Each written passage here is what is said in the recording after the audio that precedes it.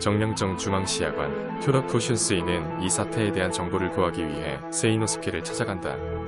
세이노스케는 슌스이가 하나타로를 잘 케어해주고 있는 것에 감사함과 동시에 오노하나의 목숨을 희생시킨 총대장으로서의 결정을 용서하지 못한다고 선을 그었다. 비밀리에 이뤄진 켄파치 훈련에 대한 정보는 토키나다가 누설한 것이었다.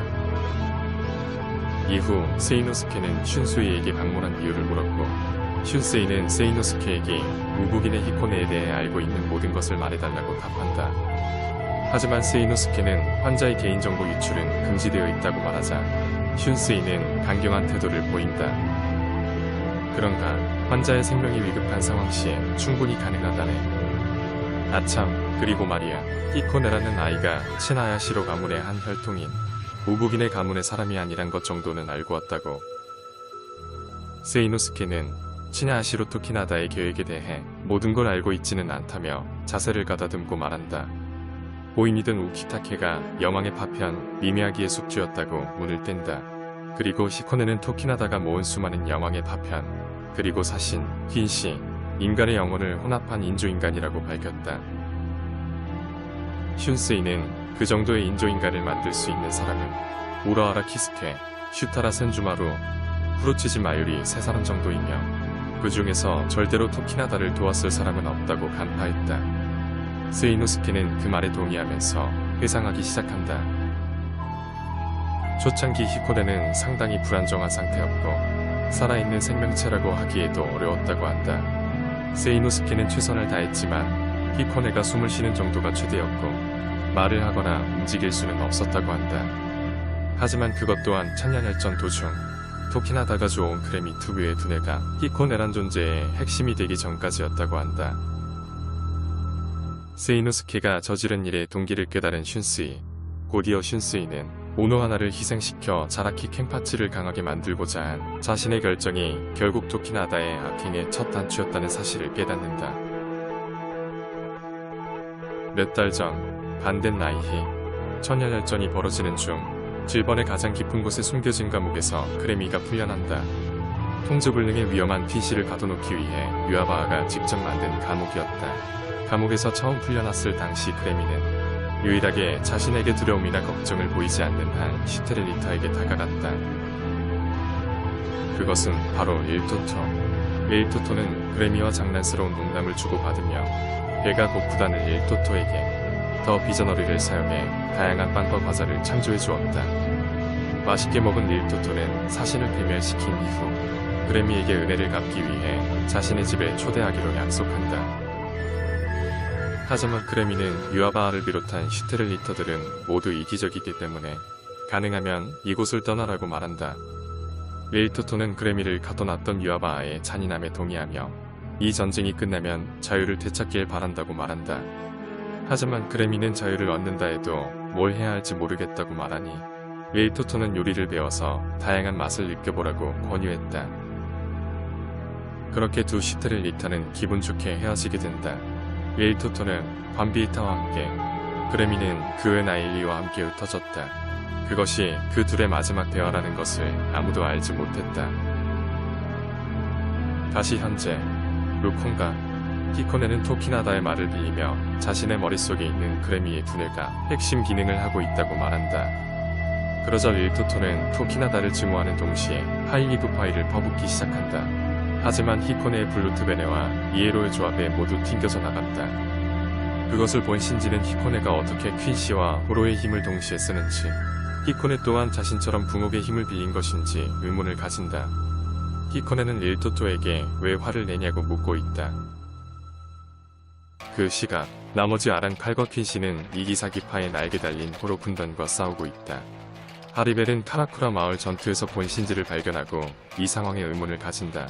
네리엘은 그림조에게 상황을 설명해달라고 외친다. 루피는 저들이 그림조를 돕기 위해 왔다고 추측하고 있다. 한편, 히코네는 일토토에게 필사적으로 사과하며 자신이 무엇을 잘못했는지 알려달라고 애원한다. 일토토는 히코네에게 잘못이 없다고 침착하게 대답한 뒤 토키나다를 죽여버리겠다고 선언한다. 그 순간 히코네는 순보, 소니도 기염감을 융합시킨 이동 기술을 이용해 릴토토의 코앞까지 가서 말한다. 저를 죽이기 전까지 토키나다님을 죽일 수는 없습니다. 미리냐가 릴토토를 낚아채서 데려가니 히코네가 외친다. 무고한 토키나다를 죽이려고 하는 사람들을 모두 막을 것이며 토키나다는 강하다고.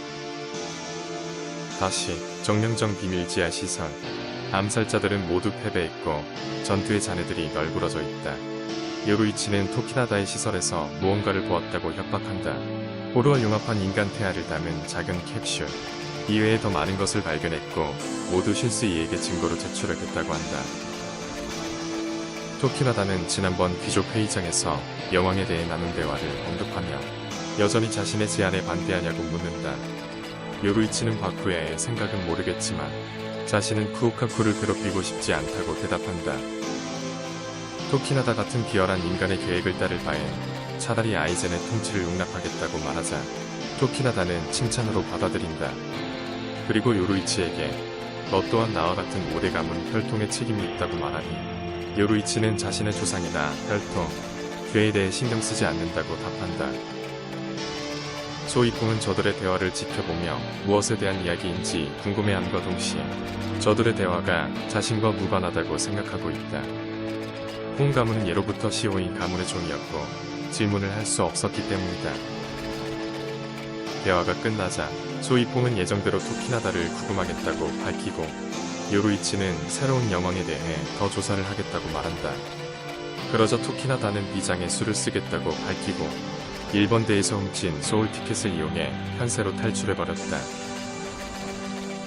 그 시각 중앙시야관 세이노스케는 슌스이에게 히코네에 대한 모든 자료를 제공한다. 슌스이는 그것만으로도 충분히 토키나다 일당을 고발할 수 있는 것을 알지만 세이노스케의 의료기술이 귀족 가문의 비호를 받고 있다는 사실도 알고 있었다. 세이노스케는 토키나다가 자신에게 침묵을 강요하지도 않았고 환자에 대한 슌스이의 정보 요청에 거부하지도 않았다는 사실을 상기시킨다. 슌스이는 그것이 이미 이 게임은 토키나다가 한 발 앞서 있다는 사실로 받아들인다. 그리고 요루이치가 토키나다를 만났다는 소식을 은밀기동대에게 전달받는다. 하지만 쿄라쿠 슌스이라는 자는 토키나다에게 뒤처져 있더라도 항상 옷깃에 비장의 수를 지니고 있는 전략가. 천연혈전 도중에 아이젠을 무관에서 꺼낸 것도 바로 그였으니까 말이다. 다시 루쿤과 히코네는 사패장에서 빛나는 레드카드를 꺼내며 갑자기 전투를 중단하고 이기사기 팔을 검의 형태로 되돌렸다. 토키나다의 긴급 호출이었다. 히코네는 떠나기 직전에 긴조를 향해 외친다. 당신과 싸워보지 못해야 싶습니다. 토키나다님께서 당신도 나와 같은 여왕의 후보라고 말씀하셨거든요. 히코네는 함께 싸운 모든 사람들에게 인사를 한 후 가르간타를 열고 떠나려고 한다. 루피와 키시들이 그것을 막기 위해 달려들자 히코네는 그랑네이 세로를 발사해버린다. 하지만 네리엘의 세로 독을 내 릴토토의 더 블루툰으로 그 공격은 삼켜져 버렸다. 히코네를 막는 데는 실패했지만 릴토토는 자신과 비슷한 능력을 가진 네리엘에게 흥미를 가진다. 하지만 모두가 지쳐 있었고 네리엘은 한마디를 던진다. 히시들이 웨코문도를 내버려 둔다면 굳이 적대적일 필요가 없겠지. 신지를 당황시키는 그림조에 계속되는 영합에도 불구하고 루피는 네리엘의 말에 동의하고 있다. 나나오가 슌스이로부터 지령을 받아 그곳에 도착했다. 무시무시한 아랑칼과 핀시들에게 겁을 먹었음에도 불구하고 확고하게 자신의 계급을 밝히며 총대장님이 모두에게 와달라고 요청했다고 공표한다. 하리벨은 여전히 적대적인 그림조를 안심시키려고 하니 나나오가 감사하다고 말한다. 멀리서 상황을 지켜보던 마유리는 슌스이가 자신에게 요청했다면 문제를 더 빨리 해결해줬을 텐데 라고 말하며 항상 지제를 감시하며 히코네를 관찰했다고 한다. 나자쿠프는 마유리에게 히코네의 영합을 분석한 결과에 대해 보고한다. 마유리는 캔디스와 미니냐는 당장 풀어줄 수 있지만 나자쿠프는 아직 위험하다고 말한다. 그리고 이 게임의 최후엔 귀족 가문이 이길지 호정 13대가 이길지 궁금하다며 기괴한 표정을 짓는다.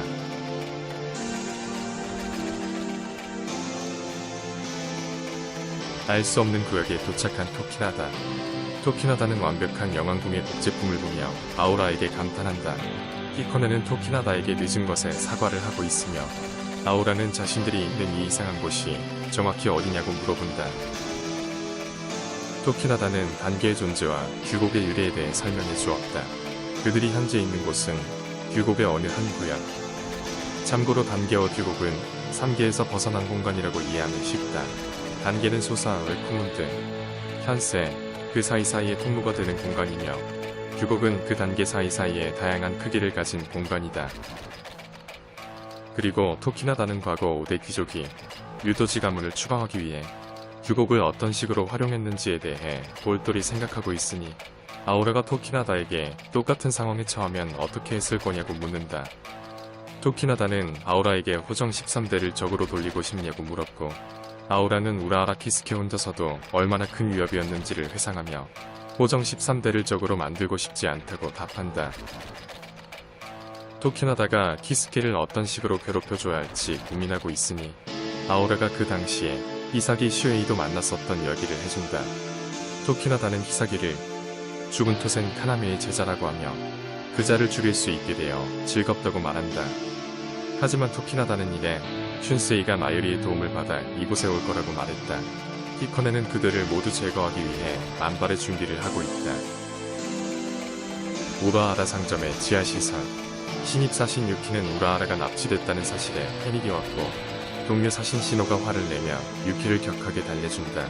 우리는 항상 강하게 버텨야 해. 그리고 신호는 유키에게 너의 형인 6번대 유키 리키치처럼 행동하라고 덧붙였다. 한편 히오리는 우라하라가 아니었으면 이미 세상이 멸망했을 일은 많았다며 그의 중요성을 인정한다. 히사기는 아무 말이 없었다. 키스케가 납치된 것을 전적으로 자신의 책임이라 느끼고 있었다. 히오리는 대뜸 화를 냈다. 테사이가 들어왔다. 히사기는 전 대기도장 테사이에게 사과를 하려고 하자 테사이는 실제로 아오라가 우라하라를 힘으로 밀어붙일 수 있었다며 어차피 히사기 부대장이 할 수 있는 일 또한 없었을 것이라고 말했다. 그럼에도 히사기는 자책을 하며 자신의 약함과 실패 때문에 켄세이와 토센을 뛰어넘을 수 없을 것이라고 말한다. 히오리는 배신자를 언급한 것에 대해 분노하고 있고 테사이는 히사기에게 불필요한 자책이라고 위로한다. 히사기는 자신이 가진 두려움이 자신을 자꾸 겁쟁이로 만든다고 말하지만 테사이는 모든 사람이 두려움을 갖고 있으며 이츠고조차도 그렇다고 말한다. 하지만 이츠고는 두려움을 버렸고 히사기는 그 두려움에 집착하는 것이라고. 그 말을 들은 히사기는 토센과의 싸움을 다시 회상하며 더욱 회의감이 들게 된다. 테사이는 이츠고가 매우 짧은 생애 동안 절망, 두려움, 슬픔에 직면하며 항상 그것을 극복하고 실수를 강점으로 바꿨다고 히사기에게 단호하게 말한다. 다시 활력을 되찾은 히사기는 테사이와 다시 일어섰다. 그들은 우연히 상점에서 우라하라의 피로 적힌 쪽지를 발견한다. 아오라 시의 신도들을 찾아주세요. 아마 기둥을 갖고 있을 겁니다. 히오리가 외친다. 으아, 이게 무엇이냐? 살인사건 현장에 그 무엇이 다잉 메시지라는 거요? 쪽지에 주신이 적혀 있었다. PS, 지금 이걸 보고 다잉 메시지 아냐? 같이 뻔한 생각을 한 사람은 단족 센스 빵점. 히오리가 유카 키스케라고 비명을 지르는 동안 히사기는 이 상황에 주신이 덕인 것이 이상하다고 말하고 있고 테사이는 주신이 애초에 먼저 적혀있던 것 같다고 말한다. 히사기는 이 싸움을 끝내겠다는 결의를 다진다. 한편 시바쿠우카쿠의 저택. 불보린거 긴저, 츠키시마, 디리코, 사신, 신지, 나나오, 요루이치, 에스파다 그림저, 메리에, 하리베, 긴시, 캔디스, 미니니아, 릴토토, 지제, 밤비에타, 해골부대, 마요리, 도르도니, 치로츠, 루피쿠론, 나자코프. 이들이 모두 한자리에 모였다. 요루이치는 쿠우카쿠에게 상황을 설명해주고 있고 각 그룹들 간의 긴장감은 높아져 간다. 나나나 나자코프는 다른 PC들을 보며 분노를 느끼고 있으며 그림조와 루피는 여전히 서로를 파괴시키고 싶어한다. 마유리는 해골부대의 불복종에 대해 인내심이 없다고 말하며 누가 무엇을 했는지에 관계없이 전원에게 고통스러운 충격을 가한다. 진절머리가 난 쿠우카쿠는 모두가 자신의 집에서 행동거지를 조심하라며 엄청난 영합을 방출한다. 네리엘과 하리벨은 그 모습에 감명을 받는다. 요루이치와 풀보링거도 같이 그들을 진정시키려고 하는데 그때 켄파치, 이카쿠,